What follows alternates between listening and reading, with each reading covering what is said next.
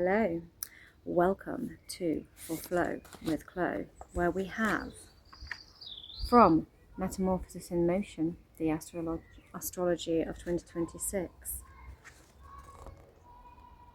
the declaration, it's finally here, 26th of April, Uranus in Gemini. Hold on to your horses. In April 2026, Uranus takes flight into Gemini, a mutable air sign, and returns to its favoured element as the ruler of Aquarius and governor of innovation, technology and sudden change. Uranus's placement in inquisitive, dual-minded Gemini sets stage for scientific and technological renaissance.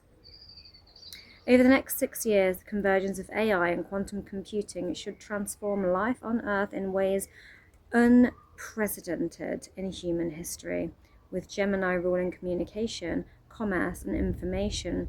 Expert revolutionary shifts in how we connect, conduct business, secure data, and even define identity. Wow. Uranus and Gemini, practical use of the transit.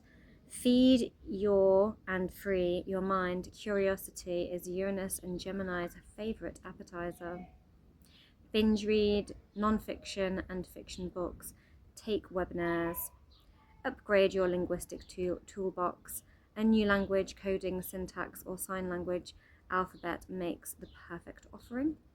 Master a skill with your hands, ruled by Gemini. Carpentry, knitting, pottery, musical instruments, anything that could connect skill with mental agility. Spend time with funny people, go to a stand-up. Humour keeps brain fog from spiralling into anxiety and activates your heart. Tech refresh, update and upgrade your digital friends and implement the gifts of AI. Write, post podcasts, journal by dawn, tweet at lunch, podcast by dusk. The more channels you give Uranus and Gemini, the greater the chance of catching a bolt of genius mid-sentence. Join a new club, increase your friendship circle, build communities. Gemini is the zodiac's social pollinator. Uranus adds a rebel streak. Don't be afraid to speak your mind and rebel with a cause. Take short journeys, let Gemini rules travel within your country and culture, day trips, weekend train hops. Practice breathing, Gemini rules the lungs and nervous system. Breath work, pranayama and cardio will be helpful. Pair up with a cosmic twin. Collaborate on a project with someone whose mind crackles differently from yours.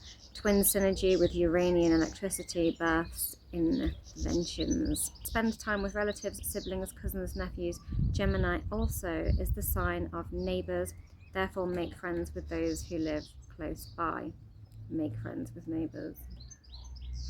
We're going to go in with the light seers. Then I'm going to whack out some Beltane, because we are coming up to the 1st of May when we celebrate Beltane, which is like the flourishing of the height of spring, all the May Queen vibes. And then I'm going to bash out some Everyday Witch as well. But let's hear from the light seers first. On Uranus in Gemini. I. Apparently. Lots of AI, apparently. Not quite sure how I feel about that one. Oh, there's 2 mating pigeons on the fence. How lovely. And we have, to begin, the 4 of Swords. Take a break, baby. It's like needing a break from mental overstimulation of worrying and anxiety and just excess mental stimulation. And being as we're going to have a flood expanse of this with Uranus moving into Gemini, we might just need to keep in mind that we might need to make opportune times to take a break, rest and reset if we're feeling overstimulated. Judgment, a sort of transformative ascension, not quite like the Death card, but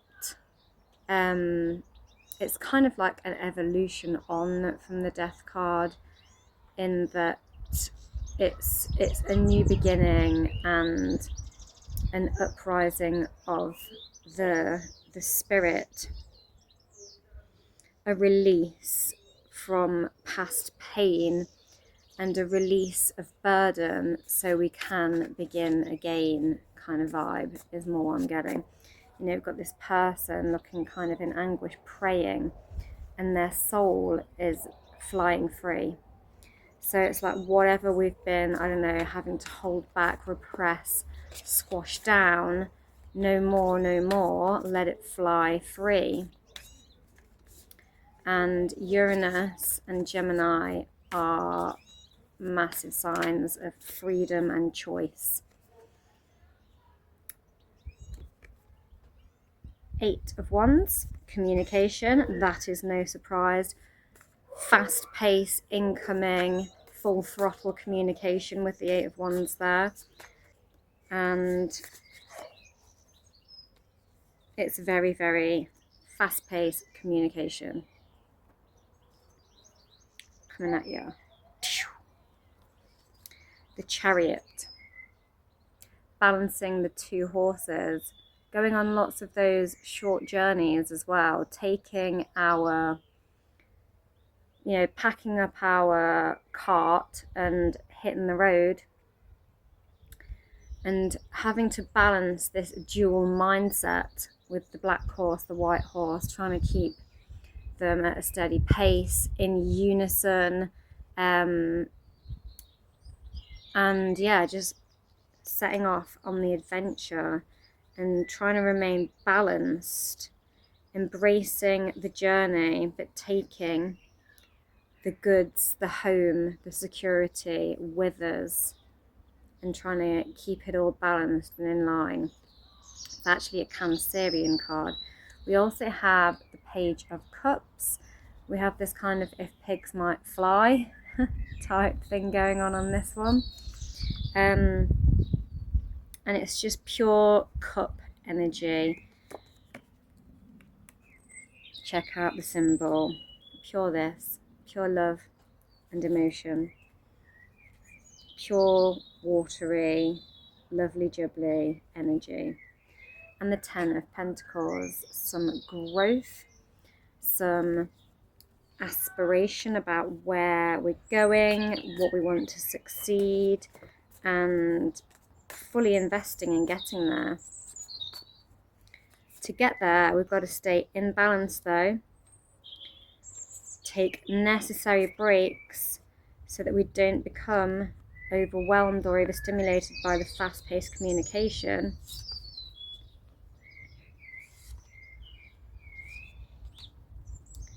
And, you know, having this release, like a need to let go of things that you've had to hold yourself back from before. It's time to let go of past pain. It's time to step into the new you and like shed a skin is what I'm getting as well, because you've got to set off on the journey. We then have the Ace of Swords, very Gemini, heavy, this like mind spiral, heavy mental stimulation, but being, you know, this light is sort of shining from within, of this pure air magic,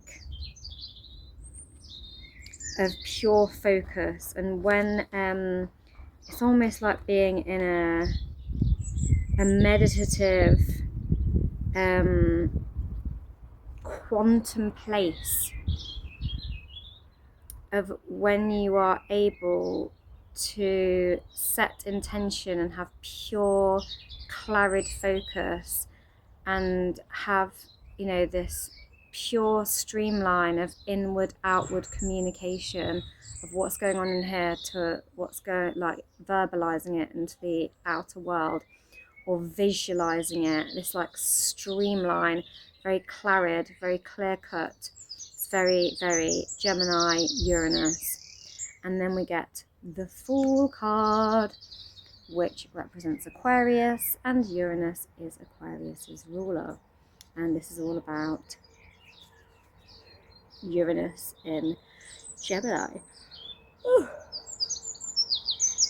And I was talking about setting off on the journey, and this is what the Fool does. They take the leap, throw caution to the wind, and, you know, ride like the wind. Ride the chariot, ride like the wind, but in a balanced, focused manner, so that we can achieve our goals and have this emotional fulfillment. You know, it's like a first rung of emotion, but it's the intention of it is pure, absolutely pure. And Gemini is a sign of clarity, and this card is a sign of clarity.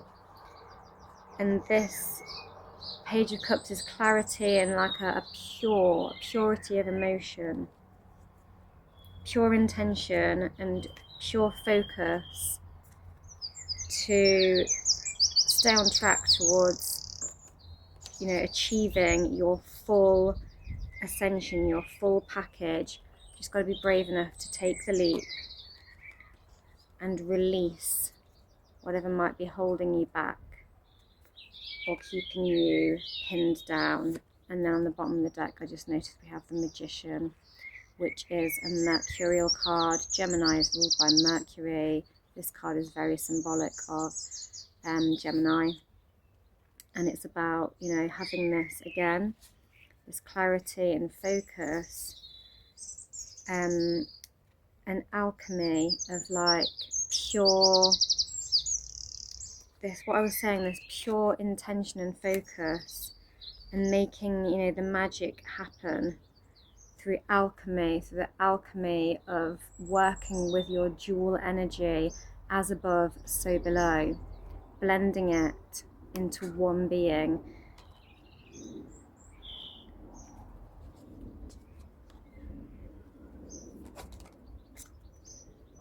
It's that one.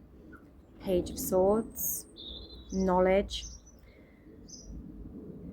and focus. Look how she is balancing this tightrope whilst it's like multitasking as well, which is so utterly Gemini. And it's, you know, she's focused on her learning, she's having all these ideas, and she's walking on a tightrope all simultaneously. And she's, you know, she's not afraid of falling. She's just multitasking it like a queen, living the dream, absorbing all of that juicy knowledge that brings her this meditative, pure clarity and focus, this alchemy, this magic of duality, this streamline. That tightrope is like making me think of, you know, streamlining, and this beam of light coming out of this head of a spiral, like streamlining our pure intention, pure focus, clarity, pure intention.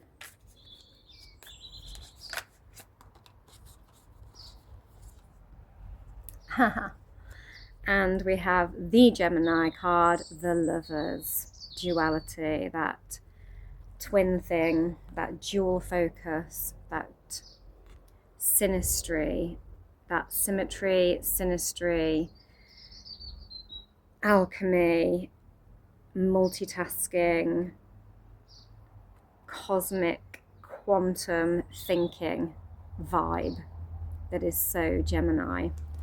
On this hand, on that hand, on the other, on although, and blending it together into one person, one energy, but always two, because can always see the flip side and may swivel to the flip side at any point, but always kind of rides down the middle of the flip sides. Okay, I'm going to take one from the Beltane deck. Seasons of the Witch.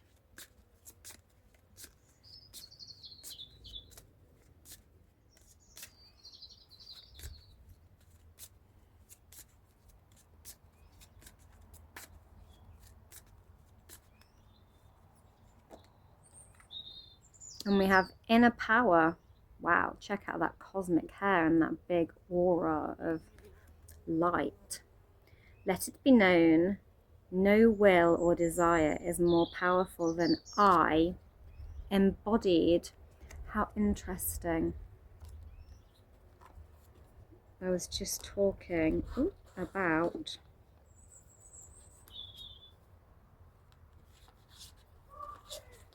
that Lovers card, wherever the devil it's gone.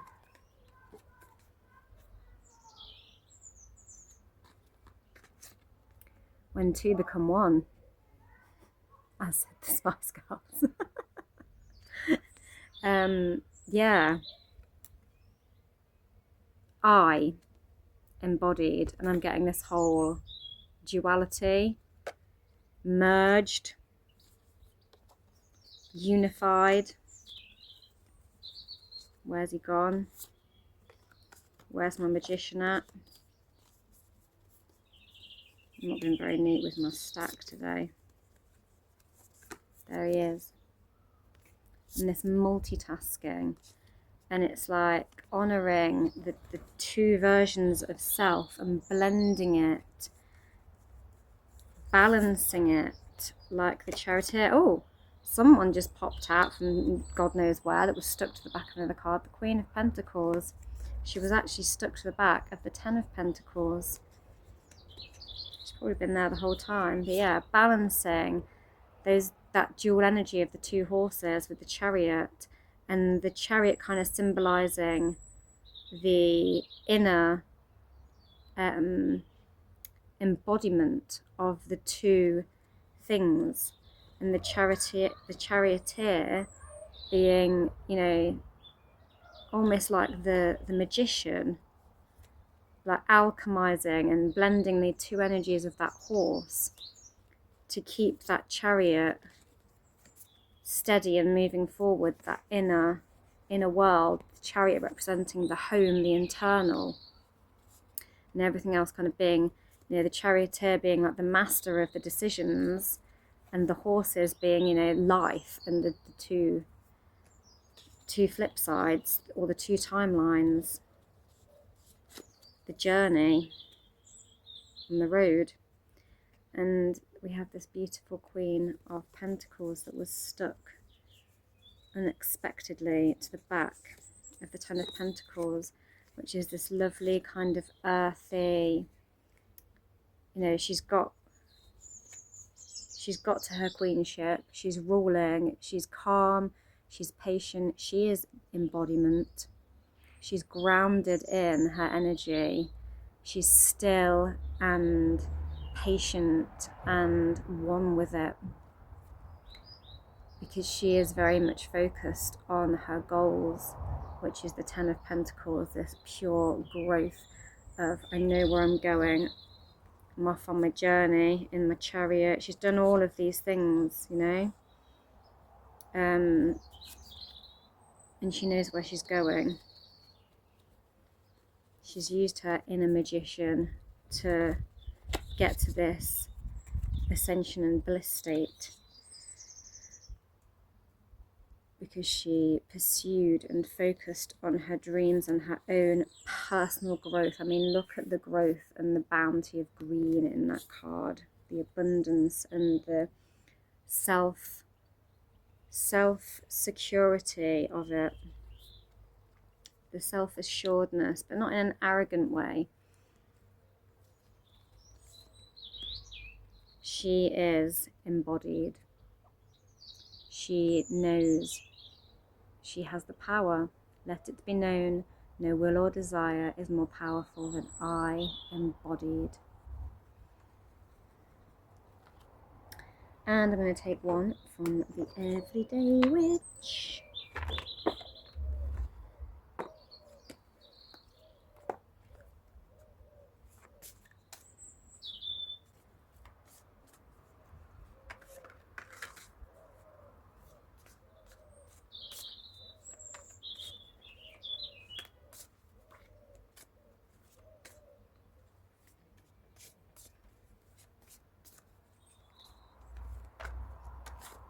It's that one. We had this last time. Joy and delight. This playful kind of sense of spiraling through the air, cartwheeling, caution to the wind, very carefree, very light, very optimistic, very playful, very Gemini, very silly.